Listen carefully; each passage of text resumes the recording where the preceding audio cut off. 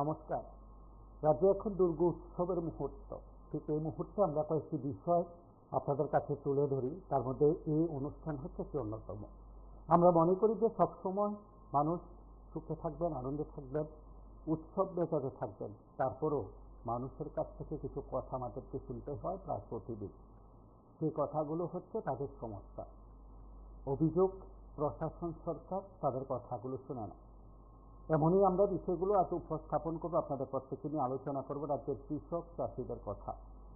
রাজ্যের কৃষক চাষিদের এই সময়ের মধ্যে অন্যতম অভিযোগ হচ্ছে যে তারা সরকারি গোডাউনগুলোতে তারা সার পাচ্ছেন না।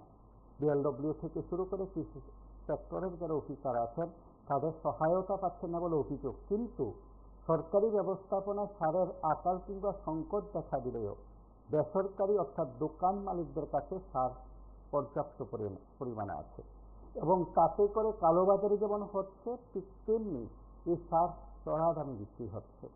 কৃষক চাষিরা দিশে হারা। এই বিষয়গুলো বিভিন্ন সময় কৃষকদের কাছ থেকে উঠে এসেছে, বিভিন্ন সময় সংবাদ মাধ্যমে বিষয়গুলো তুলে ধরা হয়েছে। আর এই গোটা বিষয়গুলো নিয়ে সারা ভারত কৃষক সভার তরফে রাজ্য সম্পাদক পবিত্রকর, সহ সম্পাদক রতন দাস বিষয় সম্পর্কে কথা বলেছেন। নমস্কার, কে বলছেন?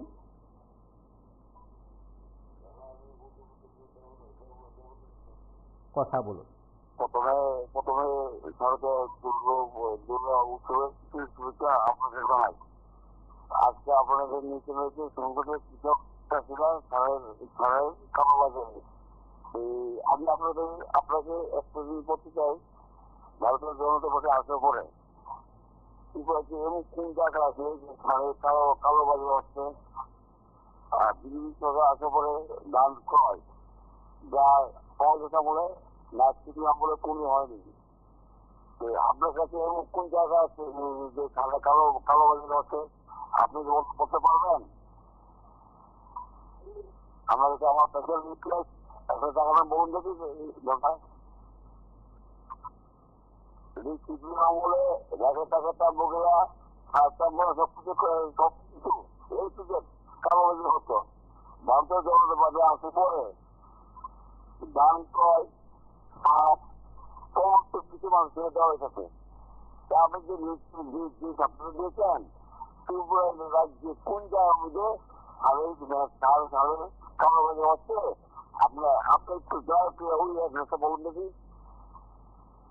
আমি একজন শিক্ষিত সাংবাদিক, আপনি যে সার্টিফিকেট দিয়েছেন ওই সার্টিফিকেট দিয়েছেন আপনার বলুন দেখি দাদা।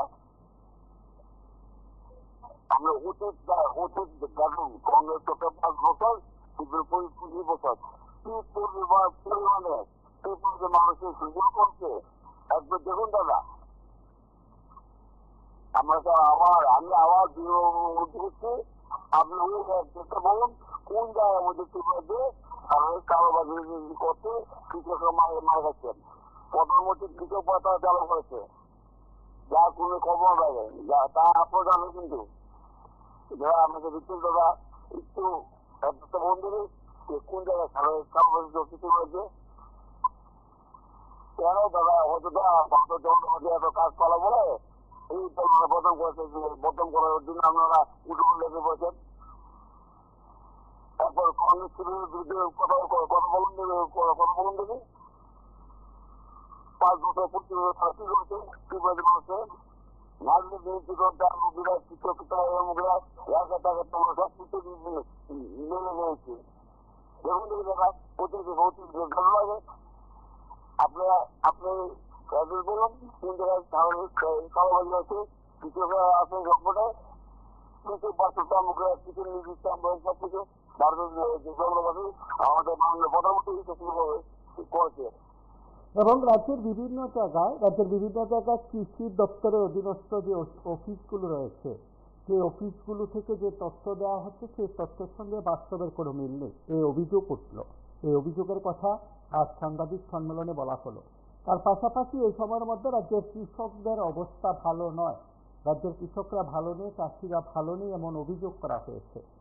একই সঙ্গে আমরা কিছু ছবি আপনাদের কাছে তুলে ধরছি, যেখানে রাবার গাছ রয়েছে সেগুলো নষ্ট করা হয়েছে, সবজি ক্ষেত রয়েছে সেগুলো নষ্ট করা হয়েছে, কৃষি ক্ষেত সেখানে নষ্ট করা হয়েছে এবং মৎস্য চাষীদের পুকুরে বীজ ফেলে দিয়ে সেখানে মাছ নষ্ট করা হয়েছে। এই ঘটনাগুলো উল্লেখ করে প্রশাসনের দৃষ্টি আকর্ষণ করা হয়েছে আজ সাংবাদিক সম্মেলনে। আপনারা যারা রাজ্যের বিভিন্ন জায়গা থেকে আমাদের সঙ্গে আছেন, কথা বলেন, নিয়মিত যারা থাকেন, তারা অবশ্যই বিষয়গুলো দেখবেন এবং এই বিষয়গুলো সম্পর্কে আপনারা অবগত আছেন বা অবগত হচ্ছেন। সেদিক থেকে রাজ্যের চাষি, কৃষক সহ যারাই আছেন, আমাদের সঙ্গে যারা নিয়মিত থাকেন, বিভিন্ন সময় বিষয়গুলো আমরা তুলে ধরেছি। এই ঘটনাগুলোর পর কৃষকদের অবস্থা প্রশাসনিক দিক থেকে যে উদ্যোগ নেওয়ার কথা, সেদিক থেকে নেওয়া হচ্ছে না।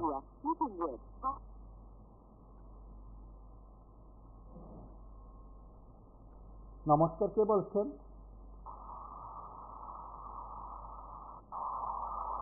হ্যালো, কথা বলুন। হ্যালো, লাইভে আছেন, কথা বলুন। হ্যাঁ, বলছেন যে আজকে একজন জ্যোতির সম্রাট আপনার স্টুডিওতে তো ওনার সঙ্গে কথা বলতে পারবো? আপনি লাইভে আছেন, কথা শোনা যাচ্ছে, কথা বলুন। কথা হচ্ছে, এখন তো আমরা আগে জানতাম যে রাশিয়া আর এই আমেরিকা এখন দেখেছে ভারতও সংযুক্ত রাষ্ট্রে পরিণত হইতেছে। হ্যাঁ, এখন কিন্তু রাশিয়া আমেরিকা ভারতকে গণে। এখন তাদের জিনিস কিন্তু ওখানে কমছে, ভারতকে কিন্তু ওখানে হাতে রাখছে রাশিয়া আমেরিকা। রাশিয়া যদি ভারতের পক্ষে আসে, আমেরিকা ভয় পায়। আমেরিকা আবার ভাবে না, ভারতকে হাতে রাখতে দেবো। এই মর্মে আমরা এখন বুঝতে পারছি ভারত এখন উন্নত সংযুক্ত রাষ্ট্রে পরিণত হচ্ছে বা হইতেছে। এই ব্যাপারে ভবিষ্যতে এই দুটি সম্রাট মহারাজ ধারণা দিতে পারে, যেহেতু জানলে ভালো হবে। স্যার, আগামী দিনে আমাদের ভারতের বিশ্বের প্রথম রাষ্ট্র পরিণত হবে বলে আমাদের বিশ্বাস। রাশিয়া আমেরিকা থেকে থাকলে যাইবে, তার যে ধরনের মিসাইল ভারত উৎপন্ন হইতেছে, আমেরিকাকে টক্কর দিতেছে। আমেরিকার যে মিসাইল, রাশিয়ার যে মিসাইল যুদ্ধের আমাদের আমি দেখছি, কিন্তু এর থেকে আরো উন্নত মিসাইল ভারতে আছে। এই ব্যাপারটা আমাদের যুদ্ধ সম্রাট আমরা ধারণা দিতে পারে। আমরা তো আইডিয়া করে বলছি, আগামী ভারতবর্ষ পৃথিবীর চলতি ধরনের রাষ্ট্রে পরিণত হবে। এখন যুদ্ধ সম্রাট মহারাজ কি বলতে পারে, ধারণা দিতে পারে। রাজনীতি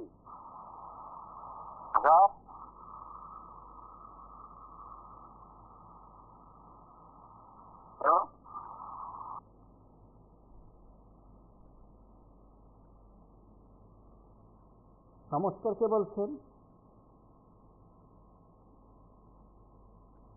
আমরা শুনবো আজ সারা ভারত কৃষক সভার তরফে পবিত্র কর সহ অন্যান্যদের কি অভিযোগ ছিল, আমরা শুনবো।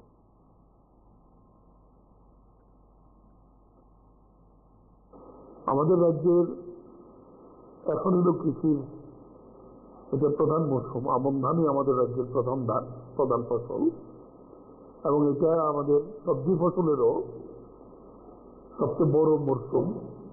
সামনে আলুর উৎপাদনও আসছে। এই সময়তে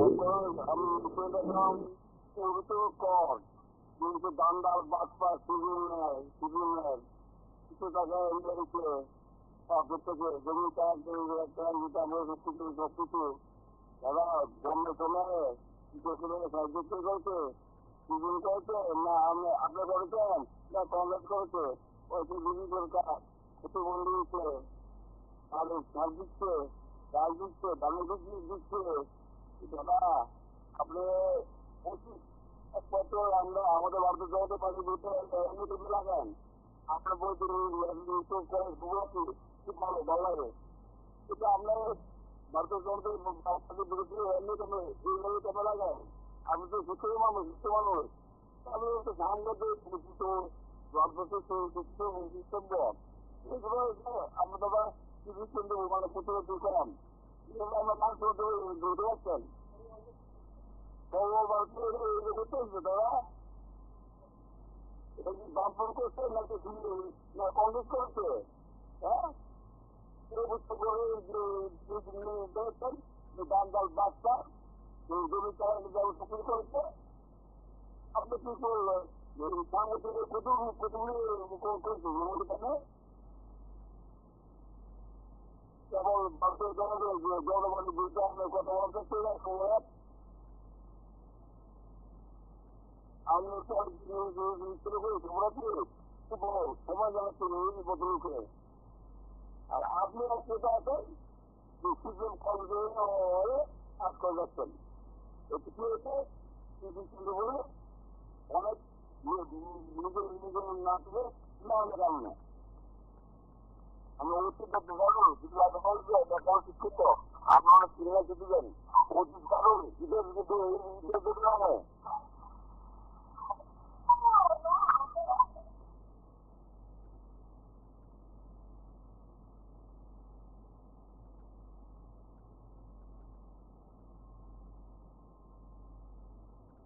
নমস্কার, কে বলছেন?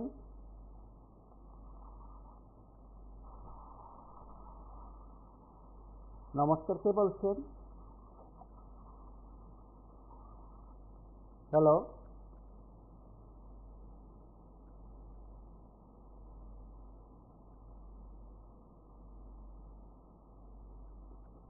নমস্কার, কে বলছেন? এই সময়তে থেকে বলছি কথা বলুন। দেখুন আমরা দেখলাম যে সাংবাদিক সম্মেলন যারা বাংলা তারা যে কথাটা বললো শুধু কৃষক না কৃষক দিনমজুর এবং কর্মচারী এই সরকারের আমলে এই সমস্ত অংশের মানুষ করে যে মানুষ বঞ্চিত হচ্ছে কারণ কৃষকের যেমন আইনীয় কেলেঙ্কারি হচ্ছে দুর্নীতি হচ্ছে আমি তো একটা ঠিকানা দিতে পারি ওই কেন্দ্রগুলোর কথা যা হোক কিন্তু এর নিয়ে শ্রমিক আজকে এগার যে মজুরি সেই মজুরি 240 টাকা দিয়ে যেখানে 340 টাকা হওয়ার কথা 2018-তে সেটা আজকে পর্যন্ত 2025 এখনো নিয়ে 240 টাকা তার মধ্যে শ্রমিক পাইতেছে 200 টাকা আর তাকে যে 42 টাকা সেটা আত্মসাৎ হইতেছে তাদের মন্ডল নেতারা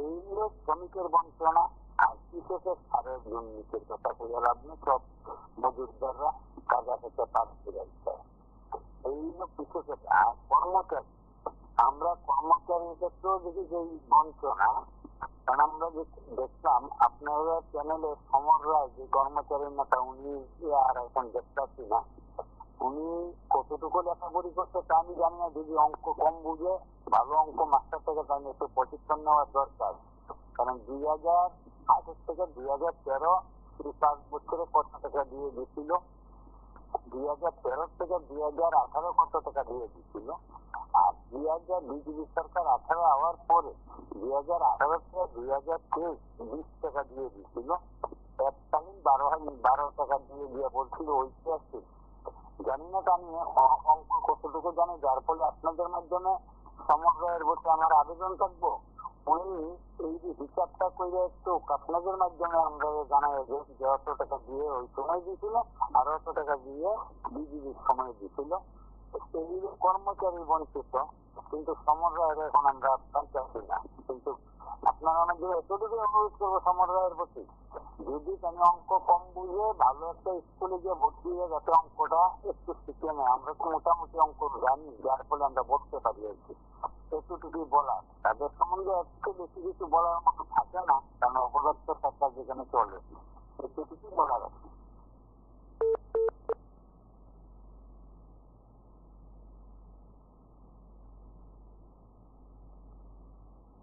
নমস্কার, কে বলছেন? বলছিলাম টিচারকে বললাম আমার কিন্তু অনেক কিছু হতে পারে আমি স্কুল করলাম সেটা বললো কারণ টিচার তো কন্ট্রোল করে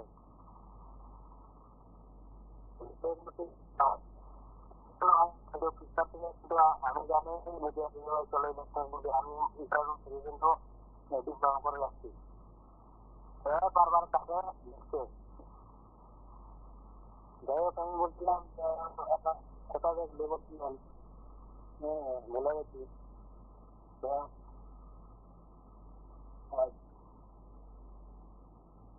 যেগুলো আপনাদের দিলাম, হ্যাঁ সেগুলো চালিয়ে যান। আমি দেখে একটু আমার একটু মাথা একটু উপকৃত হয়েছি। এখন ধন্যবাদ।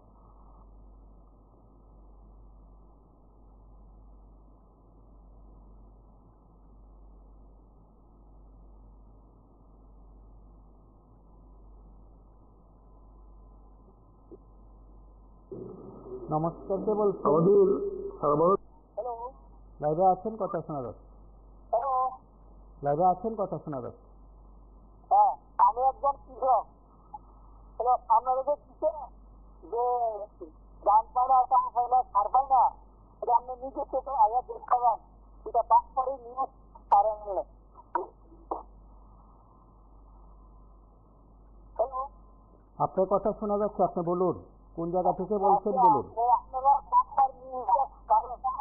আমরা যে কৃষক, হ্যাঁ আমরা তার নিউজ পাই, কিন্তু আপনি এটা করলেন যে পবিত্র করে নাকি বলছে সার্ভিস কারণ না পবিত্র করবে বোঝা যায় যে তার কৃষকদের সবাই বাড়িতে জন্মেছে, তারপর তো কোন তারা এটা বাদ করেনি। বন্ধ করেন। আমরা কৃষক, আমরা খেতে দেওয়া মানুষ, আমরা সব পাই। সেটা আমরা আমরা একটা শিক্ষিত মানুষ, কোনটা করেন কেমনি?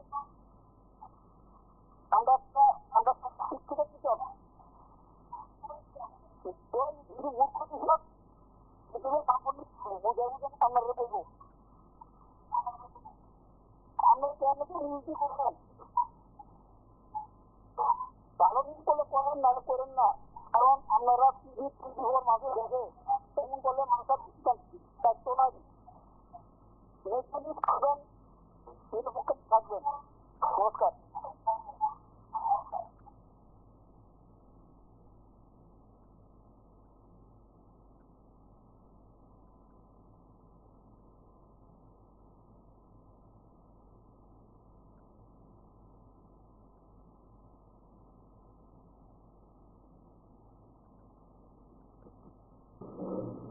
এই সময়তে আমাদের সারা ভারত কৃষক সভার সম্মেলনগুলো চলছিল। আমাদের নেতৃত্ব আমরা সব জায়গাতে সম্মেলনগুলিতে উপস্থিত হচ্ছি।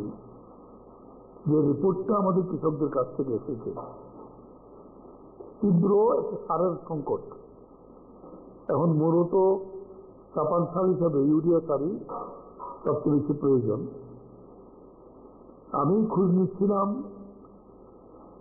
যে আমাদের কৃষিমন্ত্রীর যে সাব ডিভিশন মোহনপুর, আমাদের ঘরের কাছে বলা যেতে পারে সবচেয়ে বড় সংকট। মোহনপুর থেকে আমাকে জানালো যে সার কিছু আছে, কৃষকদের বলা হয় যে আই কার্ড নিয়ে যেতে। এটা আগে কোনোদিনই ছিল না। নিয়ে গেলে একদিন পরে আর সারটা নেই। কিন্তু দেখা যায় বাজারে সেই সারটা 15 থেকে 20 টাকা মোহনপুর বাজারে বিক্রি হয়। খোঁজ নিলাম বামুটিয়া, একটা আলাদা এগ্রিকালচার সুপারিনটেন্ডেন্ট আছে এসে বামুটিয়া ব্লক অনুযায়ী, সেখানে একই অবস্থা, প্রায় 25 টাকা কেজি হয়। সবজির সিজনে প্রয়োজনীয় super phosphate, potash, DAP, DAP আমাদের খুবই কম। এইটাও অপ্রত। ঠিক একই অবস্থা দক্ষিণ ত্রিপুরা, গোমতী এবং সিপাহীজলা। সবচেয়ে বেশি সবজি উৎপাদন হয় এবং আলুর এলাকাও দক্ষিণ জেলায় সবচেয়ে বড় আলু উৎপাদন হয়। আমরা তো শুনলাম দপ্তর বলেছে, মন্ত্রী নিজেও বলেছেন আলুর বীজের আর কোনো অভাব হবে না। কিন্তু মানুষ সন্ময়ে খুঁজছে এবং সেই পূর্বের তুলনায় আবার আলুর গুলবাজারের যারা মহাজন, যারা পাঞ্জাব এবং আমাদের পশ্চিমবাংলা থেকে আলুর বীজ আনে, প্রথাগত বীজ যেটা তার উপর নির্ভর করতে হচ্ছে। সুপার ফসফেট প্রচুর প্রয়োজন হয়। এক শান্তিরবাজার মহকুমাতে আমাকে বলছে যে অন্তত 30 থেকে 50 গাড়ি সুপার ফসফেট সার থেকে লাগে প্রয়োজন হয় আর কি। সবচেয়ে বড় আলুর এরিয়া এলাকায় সেই কৃষকরা ঢুকছে। এখন প্রাইভেট চ্যানেলে সুপার ফসফেটও পাচ্ছে না, ইউরিয়া কিছু হয়তো আছে আর কি। এই যে তীব্র সারের সংকট, তাতে আমরা সরকারের দিক থেকে কোনো স্টেটমেন্ট দেখছি না। আমরা অত্যন্ত আনন্দের সঙ্গে বলবো যে আমাদের রাজ্যের পত্রিকাগুলো বিভিন্ন নিউজ চ্যানেলে এই খবরগুলো কৃষকদের কাছ থেকে নিয়ে আপনারা প্রকাশিত করছেন। এরপরেও কিন্তু সরকারের কোনো হেলদোল নেই। এটা একটা প্রধান বিষয়। এটা বোধহয় বিভিন্ন চ্যানেলেও এসছে যে ধান কিনেছে 2 মাস হয়ে গেছে, আগস্টে ধান কেনা হয়েছে। পাতালের একজন কৃষক তো ওপেনলি সোশ্যাল মিডিয়াতে বলেছে যে তিনি আজকে 2 মাস পরেও পাচ্ছেন না। বিশালগড় সেখানে ফুডের ইন্সপেক্টর যিনি টাকা ডিস্ট্রিবিউট করেন তার কাছে এসছে, কিন্তু উনি টাকা পান না, প্রায় 40,000 টাকা। উনি এই সময়তে ফসল করতে গিয়ে ওনার যেটা স্টেটমেন্ট শুনলাম, প্রায় 16 লক্ষ টাকা আবার আমন করতে গিয়ে খরচা হচ্ছে, কিন্তু টাকা পাচ্ছেন না। অথচ এই টাকাটা অনলাইনে যার যার অ্যাকাউন্টে যাওয়ার কথা, এটা কেন মনে হচ্ছে? এখন পর্যন্ত এটা পত্রপত্রিকাও উঠেছে, মিডিয়াতেও এসেছে, এবং উনি নিজে ভিডিও করে এটা ছেড়েছেন। উনি নিজে বিষয়গুলো এসে এটা কথা বলেছেন, কিন্তু কোনো উত্তর নেই সরকারের দিক থেকে। এরপরে আমাদের আরেকটি অর্থকরী ফসল যেটা রাবার। আগস্ট মাসে ত্রিপুরায় রাবারের দাম ছিল 185-86 টাকা কিলো। যদিও আন্তর্জাতিক বাজারে এটা 200 টাকার উপরে আছে, কেরালাতে আর একটু বেশি আছে। কিন্তু এই দপ করে পূজার আগে দেখা গেল এটা নেমে এসেছে 150 থেকে 160 টাকা। আমরা কিছুদিন আগে আমাদের রাবার উৎপাদক সমিতি, কৃষক সভার সংগঠন, আমরা গিয়েছিলাম, আমাদের চিফ সেক্রেটারির সঙ্গে মিট করেছিলাম যে রাবারটা রাজ্যের দেখাশোনা করবে কোন দপ্তর, তার নোডেল ডিপার্টমেন্ট থেকে। ফলে এই যে অসুবিধা হচ্ছে, রাবারের একটা ফিক্সড রেট সরকার করে দেওয়া হোক, যেটা কেরালা করেছে 300 টাকা হবে। এর চেয়ে নিচে দাম কমে গেলে সরকার একটা কর্পোরেট ফান্ড করেছে, সেখান থেকে চাষিদের যারা ক্ষুদ্র এবং মাঝারি চাষি এটা সিলিং করে দিয়েছে, তাকে সাহায্য করছে সরকার, যাতে রাবারটা টিকে রাখছে। কিন্তু আজকে রাজ্যে আমরা দেখেছি রাবার যে উৎপাদন করতে গিয়ে তার রেসিডেন্ট কস্ট বেশি, হ্যাঙ্গারের কস্ট বেশি, সমস্ত জিনিসপত্রের দাম বেড়ে গেছে। এবং পেপার যে বাগানে হয় তার তো মজুরি বাড়তে বাধ্য হয়ে যায়। 1 কেজি রাবার উৎপাদন করতে আমাদের যে হিসাব আমরা করেছি, আমাদের রাবার উৎপাদক সমিতি 180 থেকে 90 টাকা পড়ে। অথচ সমিতি যদি না নেয় তাহলে কৃষকরা কি হবে? এবং এটাই হল 1,80,000 উপরে আমাদের তার আমদানি দরকার।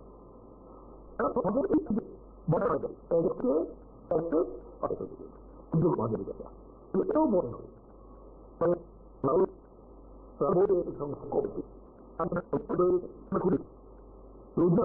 এবং 4-5 বড় পুরায় যাতে করে বসে আছে, তারা এই টোটাল বাজারটা কন্ট্রোল করে।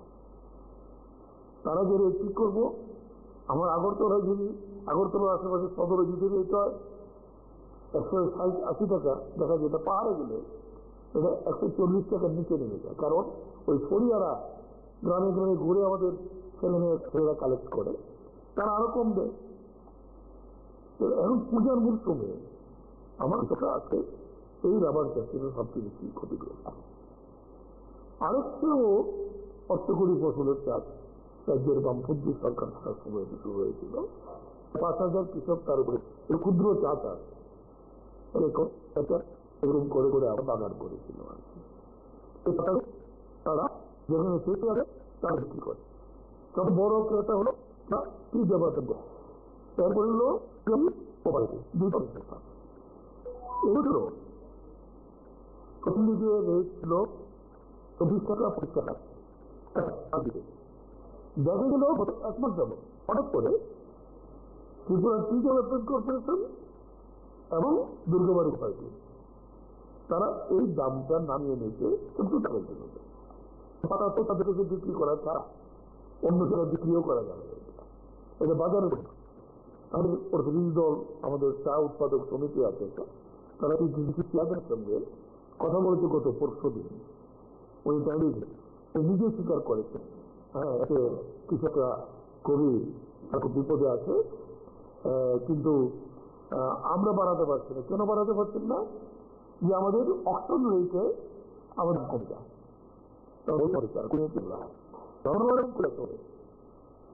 যে পাড়া বিভিন্ন মালিকা ছিল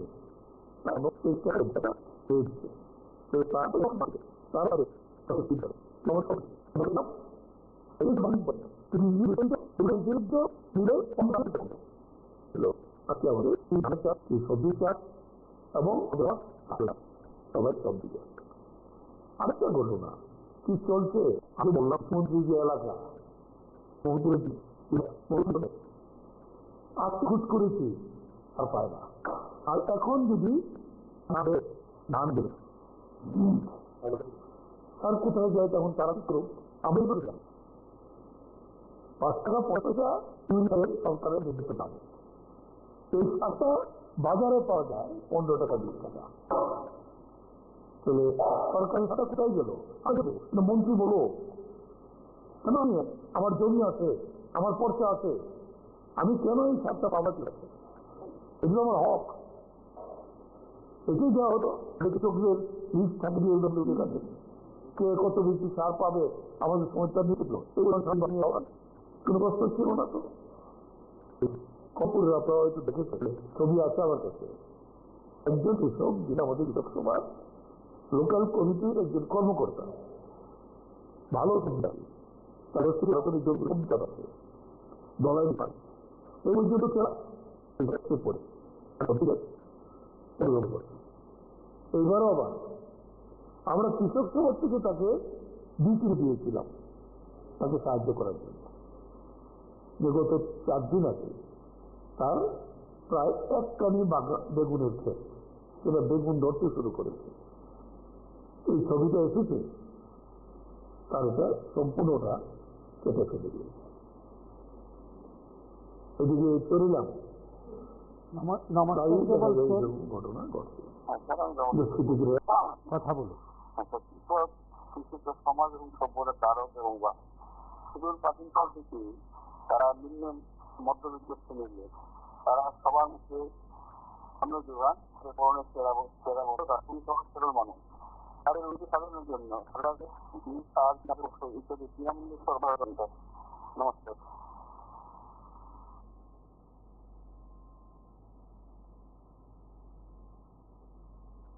তবে আমরা সরকারি মধ্যে যাই, এটা কোন উপরে বিজয় দেওয়া, আমার গাছ কেটে দেওয়া, সবজি ক্ষেত তুলে ফেলে দেওয়া, এই বিষয়গুলো নিয়েই আমরা এই পূজার মরশুমের মধ্যে আপনাদেরকে আমরা আহ্বান করেছিলাম যে আমরা চাই এই কৃষকরা আজকে এই আমাদের বঞ্চিত যাবে বর্ষের পরে সমস্ত ধরনের তার অবস্থান কি করে হবে, লড়াই করা।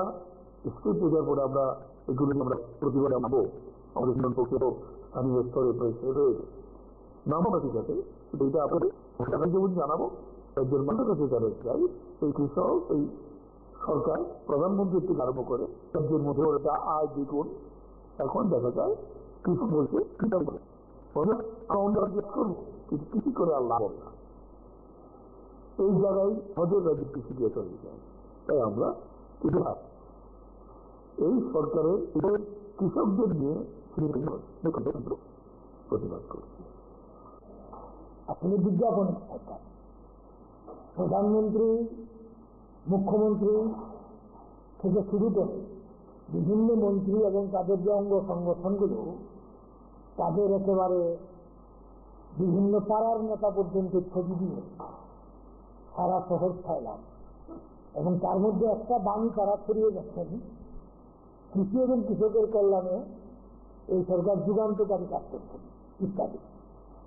আপনারা শুনলেন আমাদের রাজ্য সম্পাদক বলেছে, সামগ্রিকভাবে বিজেপি পরিচালিত কেন্দ্রীয় এবং রাজ্য সরকারের যে কৃষি নীতি, তারই বহিঃপ্রকাশ হচ্ছে কৃষি এবং কৃষকের এই যে সংকট। আয় কমছে, স্বাভাবিকভাবে জমি কৃষিকাজ করে যেহেতু লাভ হয় না, কৃষক কৃষিকাজ ছেড়ে দিচ্ছেন, এটা বললেন। আমাদের রাজ্যের যে সমস্যাগুলির কথা আমরা এখন আলোচনা করলাম, এখানে এই সমস্যাগুলো নতুন কিছু না, আগে থেকেই চলে আসছে, আমরা বারবার বলেছি। কিন্তু এখন সময়টাতে মুখ্যম সময়, এই সময়ে সার পাচ্ছে না কৃষক, তার অর্থ হচ্ছে সারের যোগান কম, আর যাও যোগান আছে তা চলে যাচ্ছে খোলা বাজারে, কালোবাজারি পথে। সরকারের কোনো সার বন্টনের নীতি নাই। অকৃষক যারা, তারা সার হাতিয়ে নিয়ে খোলা বাজারে বেঁচে দিচ্ছে 2 পয়সা কামাই করার জন্য। প্রকৃত কৃষক সার পাচ্ছে না। আর এছাড়া এটা সংকটটা হচ্ছে কেন? আমাদের দেশে সার কারখানাগুলোকে পঙ্গু করে রেখে দিয়েছে, সারের উৎপাদন কমে গেছে। কৃষি প্রধান দেশ, এই দেশে কোথায় সারের কারখানা বেশি করার কথা, আমাদের দেশে চাহিদা অনুযায়ী যে উৎপাদন করার কথা সার, তা হচ্ছে না। কিন্তু আমদানির উপর নির্ভর করতে হচ্ছে আমাদের। আর এখন খোলা চুক্তির নামে, ফ্রি ট্রেড এগ্রিমেন্টের নামে আমেরিকা ইংল্যান্ডের সঙ্গে যে চুক্তি হচ্ছে বা হতে যাচ্ছে, তার বাইরে রাবারও না, কৃষিও থাকবে না। কৃষি সবচেয়ে বড় শিকার হবে। এখন তার প্রমাণ হচ্ছে চারিদিকে এখন হায় হায় বলছে না নাকি যে এই চুক্তি যদি হয় ওদের সঙ্গে, আমেরিকার সঙ্গে, ইংল্যান্ডের সঙ্গে, এটা যদি লাগু হয়, তাহলে এই দেশের কৃষক মানে মানে মাথায় হাত দিয়ে রাস্তায় বসে পড়তে হবে, কোনোভাবেই বাঁচার পথ থাকবে না। সারের যে ক্রাইসিসটা এবং সারের যে বন্টনের যে ত্রুটিপূর্ণ ব্যবস্থাটা, এটা গোটা দায়টাই হচ্ছে গভর্নমেন্টের। স্বীকার করছে না গভর্নমেন্ট, মিথ্যা কথা বলে চলেছে। আর মোহনপুরের প্রসঙ্গে আপনি বলছিলেন, মোহনপুরে আপনি যান, গাঁজা ক্ষেতের জন্য গোবর সার সব চলে আসে। গাঁজা চাষের জন্য মোহনপুর এখন বোধহয় সারা রাজ্যের মধ্যে প্রথম পজিশনে যে কয়েকটা জায়গা তার মধ্যে থাকবে। কিন্তু প্রকৃত পক্ষে আমাদের যে খাদ্য যে সরবরাহ করার যে কৃষির যে ব্যাপারগুলো, এই ক্ষেত্রে সার নেই, পাওয়া যাচ্ছে না। এর মধ্যে তো কেমিক্যাল ফার্টিলাইজার একটা গুরুত্বপূর্ণ বিষয়। আর এছাড়া অন্যান্য ক্ষেত্রে, রাবারের ক্ষেত্রে, চার ক্ষেত্রে যদি এমএসপি না থাকে, মিনিমাম সাপোর্ট প্রাইস যদি কৃষকরা না পান, কি চায়ের ক্ষেত্রে কি রাবারের ক্ষেত্রে, আমরা তো এগুলিতে কৃষিপণ্য ডিক্লেয়ার করার দাবি করছি। কারণ ক্ষুদ্র চা চাষি যারা, তারা অল্প পাতা উৎপাদন করেন, তারা এদেশের মিনিমাম সাপোর্ট প্রাইস যদি গভর্নমেন্টের দিক থেকে না পান, গভর্নমেন্ট যদি গ্যারান্টি না দেয় পারফেক্টটা, তাহলে তারা কি করে বাঁচবেন? খোলা বাজারের হাতে ছেড়ে দিলে ক্ষুদ্র চাষি বাঁচতে পারবে, চা চাষি কোনো ব্যবস্থা নেই। ঠিক একইভাবে রাবারের ক্ষেত্রে এই যে উঠানামাটা হচ্ছে দাম, 200 টাকার উপরে বাইরে আছে, এটা অনেক বেশি হওয়ার কথা। কিন্তু রাবার এখন হয়ে যাচ্ছে, কেমিক্যাল রাবার চলে আসছে, খুব মুশকিল হয়ে যাচ্ছে।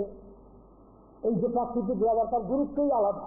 তো তার যে দাম, মিনিমাম দাম, লাভজনক দাম, এটা কে দেবে? গভর্নমেন্ট দেবে।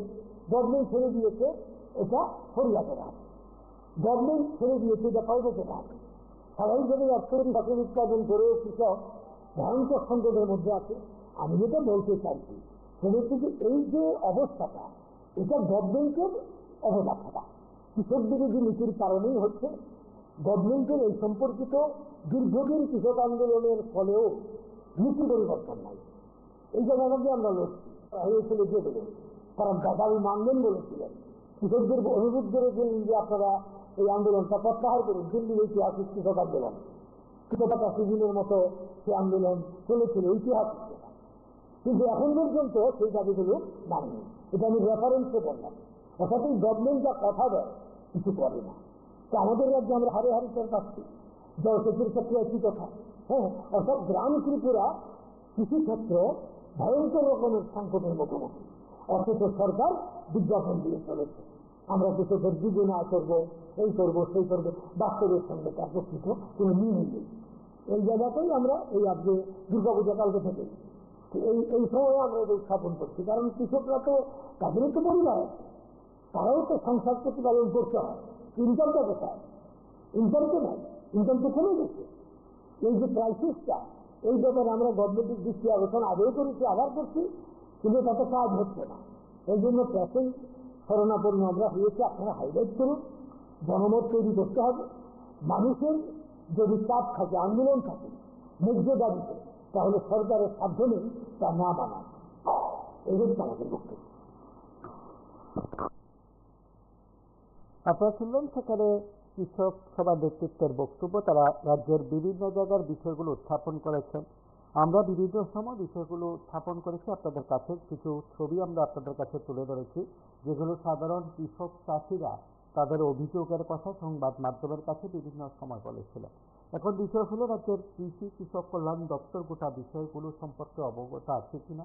যদি সত্যি সত্যি থাকে তাহলে কী ধরনের উদ্যোগ গ্রহণ করেছে বা করবে, সেটা বোধহয় পরবর্তী সময় দপ্তরের মন্ত্রী বা দপ্তর আধিকারিকরা যদি প্রতিক্রিয়া দেন বা তাদের বিষয়বস্তু উপস্থাপন করেন, হয়তো জানা যাবে। আমরা আজ আরও কিছু বক্তব্য শুনবো তাদের, যারা সংবাদ মাধ্যমের মুখোমুখি হয়ে বা সাংবাদিক সম্মেলনে প্রতিক্রিয়া ব্যক্ত করেছেন। সারা ভারত কৃষক সভার নেতৃত্ব রাজ্যের বিভিন্ন বিষয় তারা উত্থাপন করেছে। আমাদের রাজ্যের কৃষির এটা প্রধান মৌসুম, আমন ধানই আমাদের রাজ্যের প্রধান ফসল, এবং এটা আমাদের সবজি ফসলেরও সবচেয়ে বড় মরশুম। সামনে আলুর উৎপাদনও আসছে। এই সময়তে আমাদের সম্মেলনগুলো চলছে, আমাদের নেতৃত্ব আমরা সব সম্মেলনগুলোকে দেখতে পাচ্ছি। ক্ষুদ্র মতো চাপান সার হিসাবে ইউরিয়া সারই অতি প্রয়োজন। আমি খুঁজছিলাম যে আমাদের কৃষিমন্ত্রীর যে সাব ডিভিশন বোলপুর, আমাদের ঘরের কাছে বলতে পারে সবচেয়ে বড় সংকট। সম্পত্তি আমি জানালো যে সার কিছু আছে, কৃষকদের বলা হয় যে আই কার্ড নিয়ে যেতে, এটা আগে কোনোদিনই ছিল না। নিয়ে গেলে একদিন পরে আর সারটা নেই, কিন্তু দেখা যায় বাজারে সেই সারটা 15 থেকে 20 টাকা মোহনপুর বাজারে বিক্রি হয়। খোঁজ নিলাম বামুটিয়া, একটা আলাদা এগ্রিকালচার সুপারিনটেন্ডেন্ট আছে এসে বামুটিয়া ব্লক অনুযায়ী, সেখানে একই অবস্থা, প্রায় 25 টাকা কেজি হয়। সবজির সিজনে প্রয়োজনীয় সুপার ফসফেট, পটাশ, ডিএপি আমাদের খুবই কম। তাহলে এটাও অপ্রত একই অবস্থা দক্ষিণ ত্রিপুরা, গোমতী এবং সিরাজগঞ্জ সবচেয়ে বেশি সবজি উৎপাদন হয়, এবং আলুর এলাকাও দক্ষিণ জেলায় সবচেয়ে বড় আলু উৎপাদন হয়। আমরা তো শুনলাম দপ্তর বলেছে, মন্ত্রী নিজেও বলেছেন আলুর বীজের আর কোনো অভাব হবে না, কিন্তু মানুষ সন্ময়ে খুঁজছে। এবং সেই পূর্বের তুলনায় আবার আলুর গুলবাজারের যারা মহাজন, যারা পাঞ্জাব এবং আমাদের পশ্চিমবাংলা থেকে আলুর বীজটা আনে, কত বীজ যেটা তার উপর নির্ভর করতে হচ্ছে। সুপার ফসফেট প্রচুর প্রয়োজন হয়। শান্তিরপাড়া মহকুমাতে আমাকে বলছে যে অন্তত 30 থেকে 50 গাড়ি সুপার ফসফেট সার্টিফিকেট লাগে প্রয়োজন হয় আর কি। সবচেয়ে বড় আলুর এলাকায় সেই কৃষকরা ঢুকছে। এখন প্রাইভেট চ্যানেলে সুপার ফসফেটও পাচ্ছে না, ইউরিয়া কিছু হয়তো আছে আর কি। এই যে তীব্র সারের সংকট, তাতে আমরা সরকারের দিক থেকে কোনো স্টেটমেন্ট দেখছি না। আমরা অত্যন্ত আনন্দের সঙ্গে বলবো যে আমাদের রাজ্যের পত্রিকাগুলো, বিভিন্ন নিউজ চ্যানেলে এই খবরগুলো কৃষকদের কাছ থেকে নিয়ে আপনারা প্রকাশিত করছেন। এরপরেও কিন্তু সরকারের কোনো হেলদোল নেই, এটা একটা প্রধান বিষয়। এটা বোধ বিভিন্ন চ্যানেলেও এসছে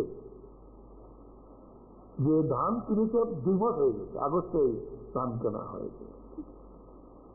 পাতালের একজন কৃষক তো ওপেনলি সোশ্যাল মিডিয়াতে বলেছে যে তিনি আজকে 2 মাস পরেও পাচ্ছেন না। বিশালগড় সেখানে ফুডের ইন্সপেক্টর যিনি টাকা ডিস্ট্রিবিউট করেন তার কাছে এসছে, কিন্তু উনি টাকা পান না, প্রায় 40,000 টাকা। উনি এই সময়তে ফসল করতে গিয়ে ওনার যে স্টেটমেন্ট শুনলাম প্রায় 16 লক্ষ টাকা আবার আমন করতে গিয়ে খরচা হচ্ছে, কিন্তু টাকা পাচ্ছেন না। অথচ এই টাকাটা অনলাইনে যার যার অ্যাকাউন্টে যাওয়ার কথা, এটা কেন মনে হচ্ছে? এখন পর্যন্ত এটা পত্রপত্রিকাও উঠেছে, মিডিয়াতেও এসেছে, এবং উনি নিজে ভিডিও করে এটা ছেড়েছেন। উনি নিজে বিশালগড় এসে এটা কথা বলেছেন, কিন্তু কোনো উত্তর নেই সরকারের দিক থেকে। এরপরে হলো আমাদের আরেকটি অর্থকরী ফসল, যেটা রাবার। আগস্ট মাসে ত্রিপুরায় রাবারের দাম ছিল 185-86 টাকা কিলো, যদিও আন্তর্জাতিক বাজারে এটা 200 টাকার উপরে আছে, কেরালাতে আর একটু বেশি আছে। কিন্তু এই দপ করে পূজার আগে দেখা গেল এটা নেমে এসেছে 150 থেকে 160 টাকা। আমরা কিছুদিন আগে আমাদের রাবার উৎপাদক সমিতি, কৃষক সভার সংগঠন, আমরা গিয়েছিলাম, আমাদের চিফ সেক্রেটারির সঙ্গে মিট করেছিলাম যে রাবারটা রাজ্যের দেখাশোনা করবে কে, কোনো দপ্তর তার নোডাল ডিপার্টমেন্ট থেকে। ফলে এই যে অসুবিধা হচ্ছে, রাবারের একটা ফিক্সড রেট সরকার করে দেওয়া হোক, যেটা কেরালা করেছে 300 টাকা হবে। এর চেয়ে নিচে দাম কমে গেলে সরকার একটা কর্পোরেট ফান্ড করেছে, সেখান থেকে চাষিদের যারা ক্ষুদ্র এবং মাঝারি চাষি এটা সিলিং করে দিয়েছে, তাকে সাহায্য করছে সরকার, যাতে রাবারটা টিকে রাখছে। কিন্তু আজকে রাজ্যে আমরা দেখেছি রাবার যে উৎপাদন করতে গিয়ে তার অ্যাসিডের কস্ট বেশি, হ্যাঙ্গারের কস্ট বেশি, সমস্ত জিনিসপত্রের দাম বেড়ে গেছে, এবং পেপার যে বাগানে হয় তার তো মজুরি বাড়তে বাধ্য হয়ে যায়।